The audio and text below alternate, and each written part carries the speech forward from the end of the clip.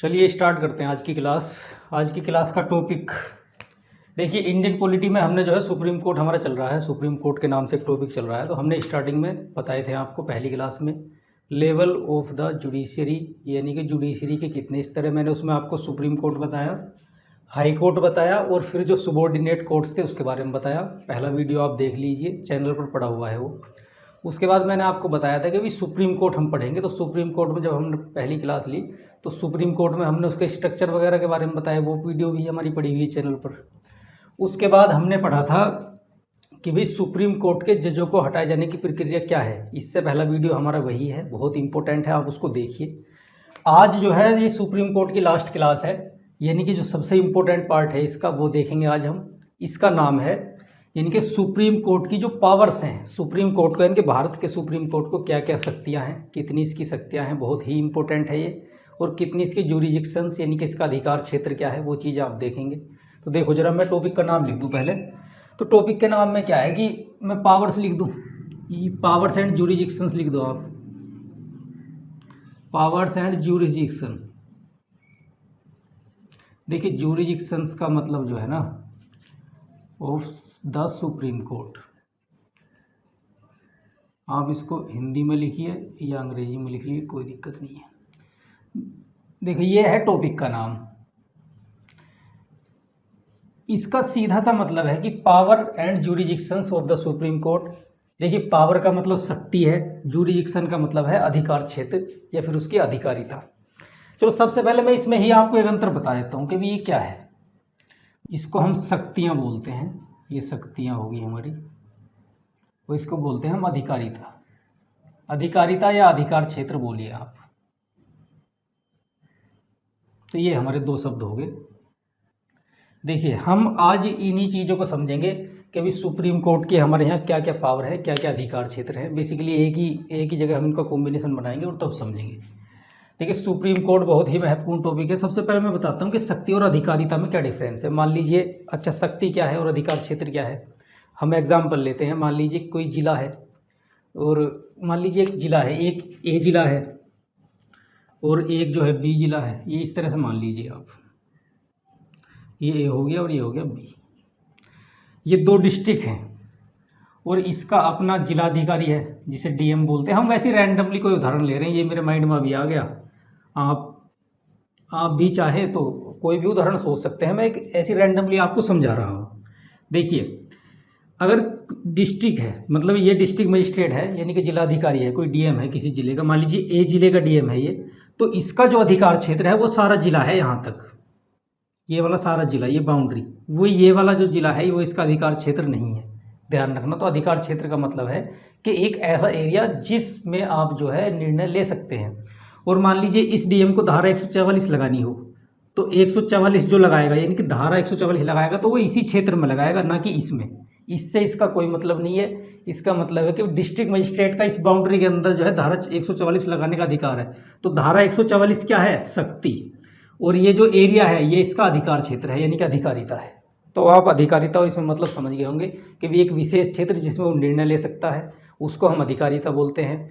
और supreme court जो मतलब क्या निर्णय ले सकता है यानी कि निर्णय का नाम क्या होगा, उसको हम बोलते हैं शक्ति, यानी कि वो उसकी शक्ति होगी। देखिए धीरे धीरे हम इन चीज़ों को समझेंगे। आप बेसिकली, मैं क्या करूँगा इसमें, सुप्रीम कोर्ट की देखिए शक्तियाँ तो बहुत सारी हैं, तो मैं क्या करूँगा कि मैं पॉइंट टू पॉइंट बात करूँगा। पॉइंट टू पॉइंट बात करने का मतलब है कि हम जो है ना मेनली इसकी पावर देख लेंगे कि भी कौन कौन सी मेन पावर है इसकी, पॉइंट टू पॉइंट देखेंगे। बेसिकली जैसे ही मान लीजिए एक रिट पावर है इसकी, तो रिट पावर मैं यहाँ ना बता के आपको उसको फंडामेंटल राइट के साथ बताऊँगा क्योंकि वहीं पर अच्छे समझ में आएगी वो। तो सुप्रीम कोर्ट का एरिया बहुत वाइड है, बहुत बड़ा क्षेत्र है, तो इसलिए ये जो है हर फील्ड में निर्णय ले सकता है। सबसे बड़ा कोर्ट है भारत का, कहीं भी कोई भी निर्णय दे सकता है। तो इसका सीधा सा मतलब है कि इसका एरिया बहुत ही वाइड है। तो हम जो है एक साथ इसकी पावर को देखेंगे तो बहुत सारी टर्मिनोलॉजी ऐसी आएगी जो हमको समझ नहीं आएगी। तो हम जो मेन इसकी पावर है वो देख लेंगे। बाकी जैसे जैसे हम टॉपिक पढ़ते रहेंगे वहाँ पर कहीं भी सुप्रीम कोर्ट का जिक्र आएगा तो मैं वहाँ आपको सीधे से और सही से इस चीज़ को बता दूंगा, आप इसका तनाव नहीं लेना है। तो देखिए मैं एक एक करके एक एक पावर उठाऊंगा और आपको समझाता चला जाऊंगा कि भी कितनी इसकी पावर है। तो आप बने रहिए वीडियो के साथ। तो देखें जरा, देखो भाई, अगर मैं एक पहली पावर लिख लूँ इसकी, तो पहली पावर का मतलब है कि देखिए, पहली पावर, सबसे पहली पावर हम देखेंगे इसकी, उसको बोलते हैं हम ओरिजिनल ज्यूरिडिक्शन। मैं सोच रहा था कि एक ग्राफ बनवा दूं, लेकिन आप ऐसे ही समझिए, कोई दिक्कत नहीं है। देखिए, ओरिजिनल ज्यूरिडिक्शन, इसको हम मूल अधिकारिता बोलते हैं। आप इसको मूल अधिकारिता कहिए या आरंभिक अधिकारिता भी कुछ लोग इसको बोलते हैं, तो आप चाहे तो वो बोल सकते हैं। देखिए, सुप्रीम कोर्ट की ओरिजिनल ज्यूरिडिक्शन का मतलब क्या है। देखिए, मूल अधिकारिता, कुछ निर्णय ऐसे हैं सुप्रीम कोर्ट के, बेसिकली मैं आपको बता दूं सुप्रीम कोर्ट करता क्या है, जो मतलब एक तरह से संविधान का जो अंतिम व्याख्याकार है वो सुप्रीम कोर्ट ही है। वो कैसे कैसे है मैं आगे आपको बताऊंगा, फिलहाल आप इस पॉइंट को देख लीजिए। देखिए, सबसे पहली बात यह है कि ओरिजिनल ज्यूरिडिक्शन का मतलब है कि कुछ ऐसे मामले हैं जिसमें जो है सिर्फ सुप्रीम कोर्ट में ही केस मतलब दायर किया जा सकता है, यानी कि उसके लिए हम दूसरे कोर्ट में नहीं जाएंगे, डायरेक्ट सुप्रीम कोर्ट ही उसकी बात सुनेगा, उस केस में सुप्रीम कोर्ट ही सुनवाई करेगा, दूसरा न्यायालय नहीं करेगा। ऐसे कौन कौन से मामले हैं, देखिए इनका जिक्र जो है 131 में किया गया है, आर्टिकल नंबर 131। तो 131 में कुछ मामले बताए गए हैं, तो वो 3 मामले हैं किन किन में सिर्फ सुप्रीम कोर्ट ही सुनवाई कर सकता है, इसका मतलब है मूल अधिकारिता। देखिए, पहला ए, मैं इसको ए कह दूं, तो पहला मामला क्या है कि अगर एक तरफ सेंट्रल गवर्नमेंट हो, ठीक, अगर एक तरफ सेंट्रल गवर्नमेंट हो और एक तरफ हो स्टेट गवर्नमेंट, समझ गए हो, अगर एक तरफ सेंट्रल गवर्नमेंट का विवाद हो और एक तरफ जो है स्टेट गवर्नमेंट का विवाद हो, तो ये मामला सीधे सुप्रीम कोर्ट ही देखेगा, दूसरा कोई भी कोर्ट इसको नहीं देख सकता। ये इसकी ओरिजिनल ज्यूरिडिक्शन कहलाती है, यानी कि मूल अधिकारिता, ये इसकी मूल शक्ति है, क्योंकि सिर्फ यही कर सकता है इस काम को, दूसरा कोई नहीं करेगा। और बी देखिए, अच्छा यहाँ जो है एक सेंट्रल गवर्नमेंट तो हो ही सकती, एक या एक से अधिक राज्य है और दूसरे राज्य भी हो सकता है इसमें, मोर, वो एक से अधिक राज्य भी हो सकते हैं। एक तरफ अगर स्टेट है, स्टेट भी एक या एक से अधिक, और दूसरी तरफ क्या है, दूसरी तरफ भी स्टेट है। इसका मतलब समझ रहे हो, अगर 2 राज्यों में विवाद हो गया तो वो सीधा सुप्रीम कोर्ट ही उसको निपटाएगा, दूसरा कोर्ट जो है इसमें सुनवाई नहीं करेगा। और नंबर सी, अगर एक तरफ सेंट्रल गवर्नमेंट है और प्लस कोई उसके साथ स्टेट भी है और दूसरी तरफ भी कोई स्टेट है, एक या एक से अधिक या अधिक स्टेट भी हो सकते हैं वो, ये इसका मतलब समझ रहे हो। अगर राज्य सरकार और केंद्र सरकार के बीच कोई विवाद हो गया किसी मुद्दे को लेकर, यदि दो राज्यों के बीच विवाद हो गया, तो इसका सीधा सा मतलब है ये वाला जो केस है वो सिर्फ सुप्रीम कोर्ट देखेगा, दूसरा कोई भी न्यायालय इसको नहीं देखेगा। ये ओरिजिनल ज्यूरिडिक्शन कहलाती है। इसकी आर्टिकल 131 में इसका जिक्र किया गया है, बहुत ही इंपॉर्टेंट है, ध्यान रखिए। ठीक, इसमें एक आध अपवाद आप देख लो, अपवाद बाकी भी हैं, मैं उनको अलग से बताऊंगा कभी। इसमें सिर्फ राज्य या फिर मतलब केंद्र सरकार ही इस 131 आर्टिकल के तहत मामला दर्ज करा सकती है। कोई व्यक्ति किसी केंद्र सरकार मतलब केंद्र सरकार के खिलाफ या राज्य सरकार के खिलाफ जो है मामला दर्ज नहीं करा सकता है। तो ये बात आप जो है ध्यान रखिए। देखिए, पहला पॉइंट इसका यही है कि इसकी ओरिजिनल ज्यूरिडिक्शन क्या है। तो आप समझ गए होंगे कि अगर 2 राज्य आपस में झगड़ जाते हैं तो भाई उसको सुप्रीम कोर्ट देखेगा, उसके अलावा कोई मतलब दूसरा न्यायालय उसको नहीं देख सकता। देखिए, दूसरी पावर, दूसरी इंपॉर्टेंट पावर आप देख लीजिए इसकी। तो मार्कर बड़ी परेशान कर रहा है, ये चल नहीं रहा। देखिए, अपीलेट ऑथोरिटी भी होता है ये। अपीलेट पावर क्या होती है इसकी, ये बहुत इंपॉर्टेंट है भाई। अपीलीय शक्ति या अपीलीय अधिकारिता।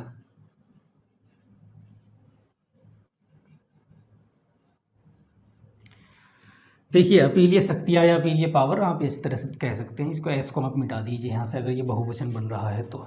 देखिए, अपीलीय शक्ति का मतलब क्या है, सुप्रीम कोर्ट जो है ना हमारा, जितने भी मामले हैं उनका अंतिम अपील सुनता है। जैसे मान लीजिए कोई भी केस है, चाहे वो क्रिमिनल केस है चाहे वो सिविल केस है, उसका अंतिम मतलब जो व्याख्याकार है वो सुप्रीम कोर्ट ही होगा। देखिए, पहला, अच्छा अगर हम अपीलेट की बात करें तो इसमें कुछ आर्टिकल दिए गए हैं, जैसे 132 आर्टिकल आप देख लीजिए, 133 देख लीजिए, 134, 136।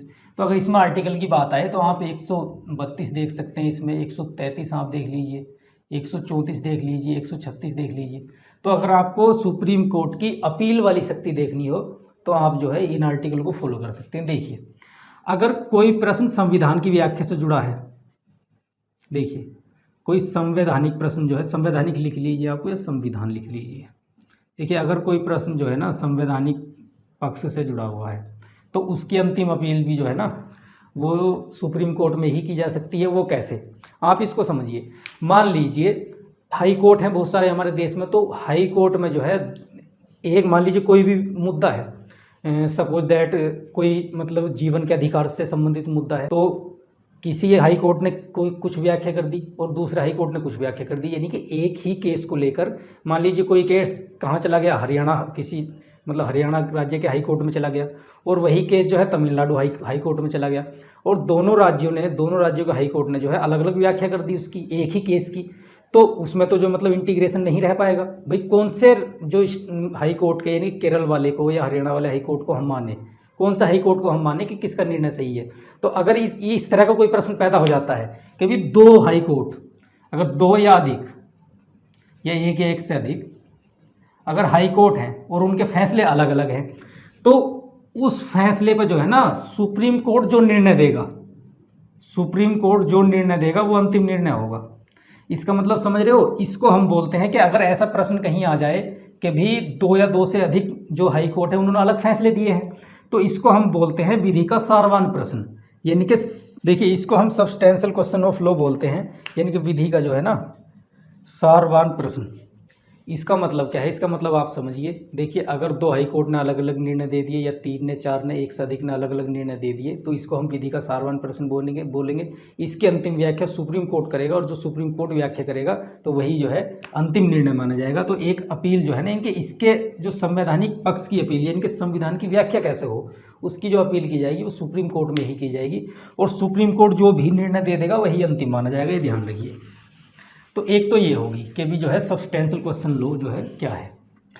अब देखिए एक और देख लीजिए आप, ठीक है। सबसे बड़ी बात है कि जितने भी मामले हैं, चाहे वो आपराधिक मामले हैं, उसका अंतिम जो अपील होगी वो सुप्रीम कोर्ट में ही होगी। देखिए दो तरह के मामले होते हैं। अगर कोई सिविल मामला है, सिविल मामले जितने भी हैं, उसके बाद कितने आपराधिक मामले, जितने भी आपराधिक मामले हैं, तो उनकी अपील जो है ना अंतिम रूप से सुप्रीम कोर्ट में ही की जाएगी।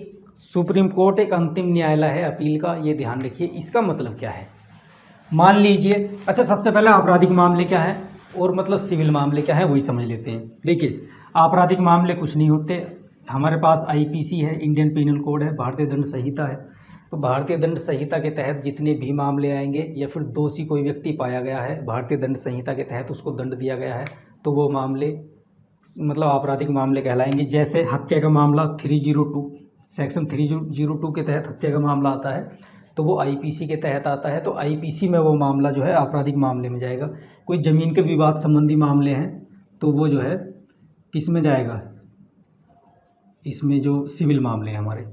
तो अब आप इसका मतलब समझिए कि इसका मतलब ये है कि अगर मान लीजिए कोई सिविल मामला है, कोई आपराधिक मामला है, तो उसकी जो अंतिम अपील की जाएगी वो सुप्रीम कोर्ट में ही की जाएगी, दूसरे न्यायालय में नहीं की जाएगी। दूसरे न्यायालय में अपील की जा सकती है, लेकिन जो अंतिम अपील होगी और जो निर्णय ये दे देगा वो निर्णय जो है अंतिम होगा, उस निर्णय के बाद कोई निर्णय नहीं आ सकता है। देखिए आपराधिक मामले और जो सिविल मामले हैं मैं उनको आप अलग से बताऊँगा, आपको अच्छे से एक्सप्लेन करूँगा किस किस टाइप के मामले हैं, कैसी कैसी सज़ा हो सकती है। लेकिन मैं इसको आपको बता दूं एक हल्का सा आइडिया कि जो आपराधिक मामले हैं और सिविल मामलों में एक डिफरेंस यही है कि भाई सबसे पहली बात, जो दंड आईपीसी के तहत दिया गया है तो वो क्रिमिनल केसेस होते हैं, यानी कि जो आपराधिक मामले होते हैं, जो सिविल मामले होते हैं, तो वो इनसे अलग होते हैं। कैसे, बेसिक अंतर यही है कि इसमें 4 प्रकार की सज़ा दी जा सकती है। किसी व्यक्ति को फांसी की सज़ा दी जा सकती है, डेथ पेनल्टी, या फिर किसी व्यक्ति को कारावास बोली जा सकती है, वो आजीवन कारावास ही हो सकती है, यानी कि उम्र कैद, या फिर कम कोई एक निश्चित समय की कारावास भी हो सकती है, 10 साल, 5 साल, 20 साल, कितनी भी, या फिर एक आर्थिक जुर्माना उस पर लगाया जा सकता है, या उसकी संपत्ति जब्त की जा सकती है। ये 4 पॉइंट है। अगर ये चारों में से इन चारों से अलग कोई केस है तो वो कहलाएगा सिविल मामला। तो सिविल मामलों का मतलब ये है। ये अगर मान लीजिए किसी व्यक्ति को छोटे न्यायालय ने जो है फांसी बोल दी, फांसी की सज़ा बोल दी, यानी कि जो डिस्ट्रिक्ट जज है हमारा उसने बोल दी डिस्ट्रिक्ट कोर्ट ने, तो उसकी जो अंतिम, अच्छा उसकी अपील की जा सकती है हाई कोर्ट में भी, लेकिन जो अंतिम अपील की जाएगी उसकी वो सुप्रीम कोर्ट में की जाएगी। इसी तरह से सिविल मामलों की अंतिम अपील भी सुप्रीम कोर्ट में ही की जाएगी, ये ध्यान रखिए। तो ये अपील का अंतिम न्यायालय है। इस तरह से भी कोई प्रश्न पूछा जा सकता है। तो अब ये अपील का मसला हो गया। अब एक दो और देख सकते हैं हम। देखिए अब हम इसमें तीसरा ही पॉइंट देख लेते हैं कि भाई तीसरी शक्ति क्या है इसकी। बेसिकली थोड़ा जटिल सा है ये, तो आप जो है ना इसको समझने का प्रयास कीजिए, इम्पोर्टेंट तो है ही ये। देखिए तीसरे पॉइंट में हम देख सकते हैं कि तीसरा पॉइंट है कि मान लीजिए एक एडवाइजरी पावर भी है, इसको एडवाइजरी जुरिडिक्शन। देखिए सलाहकारी अधिकारिता होती है, इसको सलाहकारी शक्ति बोल दीजिए आप। ये सलाहकारिता का रोल भी निभाता है कि सलाहकारी शक्ति है ये।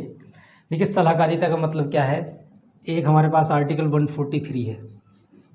देखिए इसमें कहा गया है कि हमारा सुप्रीम कोर्ट, भारत का सुप्रीम कोर्ट इसलिए अमेरिका के सुप्रीम कोर्ट से और इंग्लैंड के सुप्रीम कोर्ट से इसी पावर के तहत अलग माना जाता है, क्योंकि ये सुप्रीम कोर्ट राष्ट्रपति को सलाह दे सकता है। देखिए अगर राष्ट्रपति को लगता है कि कोई मुद्दा जो है पब्लिक इंटरेस्ट का है, लोकहित का है, तो जो हमारा राष्ट्रपति है वो सुप्रीम कोर्ट से सवाल पूछ सकता है, और उन सवालों का जवाब जो है सुप्रीम कोर्ट देगा किसे, राष्ट्रपति को। तो राष्ट्रपति को एक सलाह दे सकता है सुप्रीम कोर्ट आर्टिकल 143 के तहत। देखिए ये प्रश्न जो है ना शायद 2019 या 20 में जो है यूपीपीसीएस में पूछा गया कि किस आर्टिकल के तहत राष्ट्रपति जो है ना, किस आर्टिकल के तहत राष्ट्रपति सुप्रीम कोर्ट से सवाल पूछ सकता है। तो वो आर्टिकल क्या है, 143। ये प्रश्न सीधे पूछा गया था, 4 आर्टिकल दे रखे थे, तो ये आर्टिकल आपको टिक करके आना था। 2019 या 20 के में शायद आप देख लीजिएगा, ये यूपीपीसीएस में यानी कि पीसीएस की प्रारंभिक परीक्षा में ये प्रश्न पूछा गया है। तो इसी तरह से स्टेटमेंट से प्रश्न आते हैं। कौन कौन से प्रश्न आते हैं, हमारे लेक्चर से बहुत सारे पीसीएस में प्रश्न आ रखे हैं, तो आप उनको देखेंगे तो आपको चीज़ समझ में आएगी। ठीक, देखो और इसी तरह से एक प्रश्न आया था जो हमारे पास, हमने मनी बिल पढ़ा रखा है, तो उसमें आर्टिकल 110 पूछ लिया डायरेक्ट, उसने ज़्यादा उसने दिक्कत भी नहीं करी, 110 डायरेक्ट पूछ लिया कि मनी बिल का उल्लेख कहाँ किया गया है, आर्टिकल 110 में किया गया है। तो इस तरह के प्रश्न आप ध्यान रखिए। तो ये हो गया, एडवाइजरी पावर तो हमारे सुप्रीम कोर्ट को है ही। तो देखिए एक ये तो होगी कि भाई एडवाइजरी पावर के वो जो है सलाह दे सकता है हमारे देश के राष्ट्रपति को। ठीक, अब चौथी पावर देख लेते हैं हम। चौथी पावर का मतलब है कि अभिलेख की शक्ति भी होती है इसे। अभिलेख का मतलब क्या है, अभिलेख के संबंध में, अभिलेख का मतलब होता है कि जो रिकॉर्ड्स रख सकता है, इसका मतलब रिकॉर्ड्स। देखिए रिकॉर्ड का मतलब क्या है, रिकॉर्ड का सीधा सा मतलब है कि मान लीजिए सुप्रीम कोर्ट ने कोई आदेश दिया, बहुत सारे केसों की सुनवाई करता रहता है सुप्रीम कोर्ट। अगर उसने कोई आदेश दे दिया, अगर हमारे सुप्रीम कोर्ट ने कोई भी आदेश दे दिया, तो इस आदेश का मतलब है कि ये एक रिकॉर्ड माना जाएगा। ये रिकॉर्ड का मतलब है कि इसको संजो कर रख लिया जाएगा, लिख कर रख लिया जाएगा। और मान लीजिए ये जो आदेश है, ये सारे जितने भी हमारे हाई कोर्ट हैं, ये दूसरे लोअर जुडिशरी है हमारे पास, जो हमारे पास छोटे न्यायालय हैं, सुबॉर्डिनेट कोर्ट्स हैं हमारे पास। तो सुबॉर्डिनेट कोर्ट्स, छोटे कोर्ट, हाई कोर्ट, जितने भी कोर्ट हैं वो इसको एक पूर्व उदाहरण के तहत देखेंगे। पूर्व उदाहरण का मतलब क्या है, पूर्व उदाहरण का मतलब आप समझिए। देखिए मान लीजिए महिलाओं के या मान लीजिए जीवन के अधिकार के संबंध में, मान लीजिए सुप्रीम कोर्ट ने कहा कि भाई अच्छे स्वास्थ्य का अधिकार भी, यानी कि व्यक्ति को स्वच्छ हवा मिलनी चाहिए और स्वच्छ जल मिलना चाहिए, ये व्यक्ति का मौलिक अधिकार है और ये जीवन के अधिकार के तहत यानी कि आर्टिकल 21 यानी कि 21 के तहत आता है।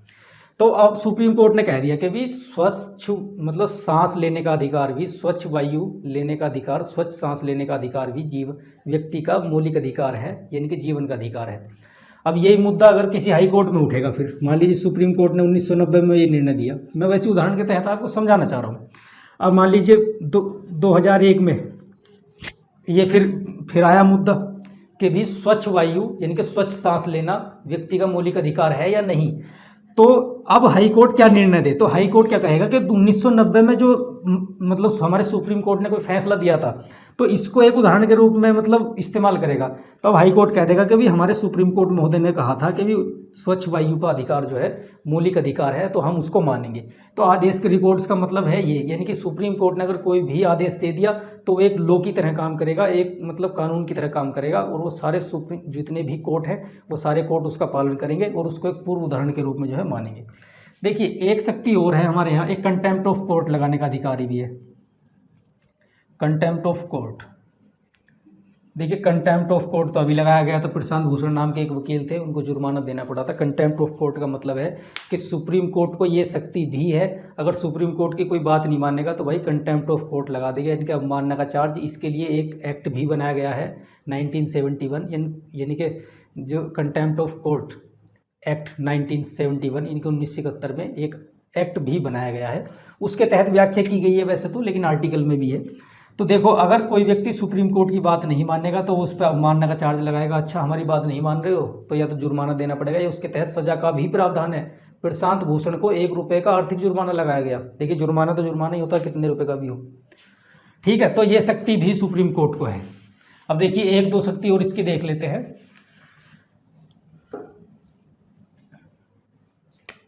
देखिए 5वां नंबर, एक शक्ति है बहुत इंपॉर्टेंट, जिसे बोलते हैं जुडिशियल रिव्यू। इसे हम बोलते हैं न्यायिक पुनरावलोकन की शक्ति। पुनरावलोकन लिखिए आप इसको, पुनरावलोकन। देखिए, ये शक्ति बहुत इंपॉर्टेंट है। जुडिशियल रिव्यू को भी हम आपको अलग से पढ़ाएंगे, बहुत इंपॉर्टेंट है। और इस पर जो है आजकल बड़ा ताकतवर है सुप्रीम कोर्ट हमारा। देखिए, जुडिशियल रिव्यू का मतलब है कि संसद हमारे यहाँ कानून बनाती है, तो हमारे यहाँ संसद ने कोई भी कानून बनाया, ठीक। अब कोई भी कानून बनाया, अब वो कानून सही है या फिर संविधान के अकॉर्डिंग बनाया गया है या नहीं, या वो कानून जो है किसी मूल अधिकार को तो नहीं, यानी कि या तो वो मतलब संविधान के अकॉर्डिंग बनाया गया है या नहीं, तो ये भी देखना है। या फिर वो कानून जो है मूल अधिकारों का हनन तो नहीं कर रहा, मूल अधिकारों के विपरीत तो नहीं है, क्योंकि भाई मूल अधिकारों की तो राज्य गारंटी देता है भारत में। तो अगर ऐसा कुछ लग रहा है सुप्रीम कोर्ट को, तो सुप्रीम कोर्ट क्या करेगा कि इसका जुडिशियल रिव्यू का मतलब है कि इस कानून की छानबीन करेगा, उसको देखेगा कि भाई ये कानून संविधान के अनुसार बनाया गया है या नहीं। तो अगर वो सुप्रीम कोर्ट को लगता है कि भी संसद ने एक सही प्रक्रिया का इस्तेमाल नहीं किया इस एक्ट को बनाने में, इस कानून को बनाने में, या फिर मूल अधिकारों का उल्लंघन करता है, तो इस कानून को वो जो है कैंसिल कर देगा। ये सुप्रीम कोर्ट की जुडिशियल रिव्यू, जुडिशियल पावर कहलाती है, ठीक है। अब इसमें क्या है कि अच्छा, ये पावर बड़ी इस समय तो मतलब एकदम से मतलब बहुत ही ज़्यादा पावर है, क्योंकि एक हमारे यहाँ 1973 में केशवानंद भारतीवाद हुआ, ठीक। तो केशवानंद भारतीवाद में जो है ना, सुप्रीम कोर्ट ने कह दिया कि भी जुडिशियल रिव्यू की जो पावर है वो संविधान के मूल ढांचे में इस्तेमाल की गई है। इसका सीधा सा मतलब है कि संसद जो है जो इसकी रिव्यू पावर को, यानी कि इस जुडिशियल रिव्यू को जो है ना, इस पावर को संसद कम नहीं कर सकती है, बढ़ा बढ़ा से सकती है। तो इसका मतलब है कि आज के समय में अगर सुप्रीम कोर्ट चाहे तो संसद के द्वारा बनाए गए किसी भी कानून को जुडिशियल रिव्यू यानी कि न्यायिक पुनरावलोकन उसका कर सकती है। अगर वो गलत पाया जाता है तो उसको कैंसिल कर सकती है। ये बहुत ही मतलब बेहतरीन शक्ति हमारे मतलब इसके पास है। कभी कभी इसमें टकराव बढ़ जाता है, लेकिन बहुत सारी चीज़ों में ऐसा पाया गया है कि भी जुडिशियल रिव्यू जो है ना होना चाहिए। जैसे अमेरिका के सुप्रीम कोर्ट के पास तो बहुत मतलब तगड़े स्तर पर पावर ये है। कभी हम उसकी तुलना भी करके आपको बताएंगे। देखिए, छोटे छोटे टॉपिक है, जैसे अमेरिका के सुप्रीम कोर्ट, इंग्लैंड के सुप्रीम कोर्ट। हालांकि इंग्लैंड में मतलब न्यायिक कमेटी होती है, उसको ही सुप्रीम कोर्ट बोलते हैं, जो हाउस ऑफ लॉर्ड्स की है। और जो हमारा जो इंडिया का सुप्रीम कोर्ट है, उनमें कंपेयर करके भी मैं आपको बताऊंगा, तो चीज़ें आसानी से समझ में आएंगी। फिलहाल ये जो पॉइंट है इनको समझने की आप कोशिश कीजिए, ठीक है। तो जुडिशियल रिव्यू होगी। अब हम कुछ पॉइंट और देख लेते हैं। देखिए, कुछ अन्य शक्ति है जो अदर पावर्स सुप्रीम कोर्ट की। देखिए, अदर पावर में अगर मैं पॉइंट ए देखूं तो पॉइंट ए में अच्छा बहुत सारी पावर है, और भी कुछ पावर है। जैसे मैंने कहा कि रिट पावर है, एक जो 5 तरह की रिट मतलब हमारा सुप्रीम कोर्ट सुनता है। रिट क्या होती है, कितने प्रकार की होती है, कैसे कैसे सुप्रीम कोर्ट का इसमें अधिकार क्षेत्र है, वो कैसे कैसे सुनवाई करता है, इसको मैं फंडामेंटल राइट के साथ जोड़ के बताऊंगा। मैं आपको पहले ही बता चुका हूँ, इसका ध्यान रखिए, ठीक है। नहीं, देखिए, सुप्रीम कोर्ट में एक शक्ति और है कि सुप्रीम कोर्ट अपने निर्णय को वापस ले सकता है, अपने निर्णयों को वापस ले सकता है, ठीक है जी, अपने निर्णयों को वापस ले सकता है। जैसे मान लीजिए सुप्रीम कोर्ट ने कोई निर्णय दिया, इसको हम रिव्यू पिटीशन भी बोलते हैं कि आजकल इस सुप्रीम कोर्ट ने बहुत सारे इनोवेशन दिए, ठीक है, मतलब रिव्यू पिटीशन का दिया, और भी बहुत सारे पिटीशन के मतलब तमाम तरह के इनोवेशन सुप्रीम कोर्ट ने किए, और बहुत अच्छी बात है, करनी भी चाहिए। देखिए, अपने निर्णय को वापस कैसे ले सकता है। मान लीजिए कोई निर्णय दे दिया और सुप्रीम कोर्ट को लगा कि भी निर्णय तो मतलब सही नहीं दिया, तो अगर उसके खिलाफ कोई याचिका आती है, इसे हम रिव्यू पिटीशन बोलते हैं। वो मतलब जिस व्यक्ति को मान लीजिए फांसी की सज़ा दे दी, और फांसी की सज़ा दे दी, तो उस व्यक्ति को लग रहा है कि मुझे जो है गलत सज़ा दी गई है, तो वो कहेगा सुप्रीम कोर्ट से कि सुप्रीम कोर्ट महोदय एक बार और विचार कर लीजिए, रिव्यू पिटीशन। तो जैसे ही वो विचार करेगा तो सुप्रीम कोर्ट को अगर लगता है कि भी गलती होगी, क्योंकि गलती किसी से भी हो सकती है, भाई लोकतंत्र में किसी व्यक्ति को बिना निर्दोष व्यक्ति को फांसी पर लटका देना तो बहुत ही गलत बात है। इसलिए सुप्रीम कोर्ट से भी गलती हो सकती है। हालांकि ऐसा होता नहीं है, बहुत सोच समझकर सुप्रीम कोर्ट हमारा फैसले देता है और अच्छे काम भी सुप्रीम कोर्ट ने भारत में किए हैं। ठीक, तो वो फांसी की सज़ा कहेगा सुप्रीम कोर्ट महोदय एक बार और विचार कर लीजिए, तो वो क्या कहेगा कि विचार करेगा। जैसे ही वो विचार करेगा तो अगर उसे लगता है कि भाई फांसी की सज़ा मैंने गलत कर दे दी, तो वो अपने फैसले को पलट सकता है और फांसी की सज़ा कैंसिल कर सकता है, दूसरी कोई सज़ा दे सकता है, उम्र कैद कर दे या दूसरी और कोई सज़ा दे दे, वो तो अपने फैसले को वापस ले सकता है। अच्छा, एक फैसला तो अभी ताज़ा उदाहरण है भाई, अप्रैल 2018। देखिए 2018 में क्या किया कि SC/ST एक्ट को लेकर जो है ना, सुप्रीम कोर्ट ने कुछ गाइडलाइन जारी की। उसने कहा कि भाई SC/ST एक्ट को अच्छे कमज़ोर कर दिया था उसको। कुछ दलित समाज को ऐसा लगा कि भाई ये जो SC/ST एक्ट है, SC/ST समाज को लगा कि भाई ये जो है गलत, सुप्रीम कोर्ट ने तो इसको कमज़ोर कर दिया। तो उन्होंने आंदोलन किया अप्रैल में, तो सुप्रीम कोर्ट को अपना निर्णय वापस लेना पड़ा। तो इस उदाहरण से आप देख सकते हैं कि सुप्रीम कोर्ट अपना निर्णय वापस ले सकता है और उस एक्ट को, यानी कि जो SC/ST एक्ट था उसको एज इट इज कर दिया गया जो पहले जैसा था, तो अपना निर्णय वापस भी ले सकता है बी। ठीक है, अब दूसरा पॉइंट हम इसका देख लेते हैं। अपने निर्णय वापस तो ले सकता है, कंटेम्प्ट ऑफ कोर्ट लगा सकता है, ये तो मैं आपको बता भी चुका हूँ। Contempt of court, contempt of court का मतलब सीधा सा है कि भी अगर कोई व्यक्ति सुप्रीम कोर्ट की बात नहीं मानेगा तो उस पर चार्ज लगा सकता है, उस पर उसमें सज़ा का भी प्रावधान है वैसे तो, लेकिन आर्थिक जुर्माना भी वो लगा सकता है। ठीक, और देखिए कंप्लीट जस्टिस भी कर सकता है ये। कंप्लीट जस्टिस का मतलब है कि सुप्रीम कोर्ट ने जो कह दिया भाई कह दिया, सुप्रीम कोर्ट की बात मानी जाएगी। और अगर एक दो पॉइंट और हम देखें, सी हो गया, तो हम डी देख लें। अगर सुप्रीम कोर्ट का कोई भी आदेश या निर्णय है, वो सारे जितने भी कोर्ट हैं भारत के अधिकार क्षेत्र में, वो सबके ऊपर लागू होगा। ये भी ध्यान रखिए, कोई भी कोर्ट जो है आनाकानी नहीं कर सकता कि भी हम जो है सुप्रीम कोर्ट का आदेश नहीं मानेंगे, क्योंकि सारे कोर्ट जो है सुप्रीम कोर्ट के न्यायिक अंडर, यानी कि न्यायिक जो उसके अधीन होते हैं, तो उनको जो है मानना ही पड़ता है सुप्रीम कोर्ट का फैसला। देखिए और भी बहुत सारे इसकी शक्तियाँ हैं। जैसे मान लीजिए हमारे पास ये ई कह रहे हैं हम इसको, अगर हमारे पास प्रेसिडेंट है या वाइस प्रेसिडेंट है, तो मैंने आपको प्रेसिडेंट का जब टॉपिक पढ़ाया था और मैंने उपराष्ट्रपति राष्ट्रपति के टॉपिक पढ़ाए, तो मैंने बताया था कि राष्ट्रपति और उपराष्ट्रपति के चुनाव से संबंधित कोई भी विवाद है तो सुप्रीम कोर्ट ही उस पर फैसला देगा, वही उसकी सुनवाई करेगा, उसका फैसला अंतिम फैसला माना जाएगा, इसके अलावा कुछ नहीं हो सकता। देखिए ये सारे पॉइंट हमने पढ़ लिए, और जैसे जैसे हम आगे बढ़ते रहेंगे ना, जैसे फंडामेंटल राइट हम पढ़ाएंगे या फिर DPS भी पढ़ाएंगे, और जो सुप्रीम कोर्ट का रोल हर जगह है, तो मैं धीरे धीरे आपको एक्सप्लेन करता रहूँगा। सुप्रीम कोर्ट की जितनी भी पावर थी वो ये थी जो मैंने आज जो है आपको बता दिया। तो आप इस वीडियो को देखिए और कमेंट करके बताइए कोई भी अगर आपको समस्या है तो। बाकी कोई भी वीडियो अगर आपको चाहिए किसी भी टॉपिक पर, फिलहाल हम पॉलिटी पढ़ा रहे हैं तो पॉलिटी आप पढ़ते रहिए। एक सेक्शन हमारा मैथ का भी चल रहा है, चैनल पर आपको क्लास मिल जाएंगी, तो वो भी आप देखते रहिए, इंपॉर्टेंट है, उसमें अलजेब्रा भी स्टार्ट किया हुआ है। तो ठीक है भाई, इसको देखिए। नेक्स्ट क्लास, अच्छा नेक्स्ट में हम क्या पढ़ेंगे वो भी आप देख लीजिए आप। हम नेक्स्ट में पढ़ेंगे हाई कोर्ट। देखिए हाई कोर्ट को हम आपको बहुत अच्छे तरीके से समझाएंगे, बिल्कुल। अच्छा, मैं कोशिश करूंगा 1 या 2 टॉपिक में इसको कवर करूं, 1 या 2 क्लास में। तो आप इसको देखिए, अगला टॉपिक हमारा हाई कोर्ट पर होगा। तब तक के लिए पढ़ाई करते रहिए, मुलाकात होगी नेक्स्ट वीडियो के साथ। Thank you.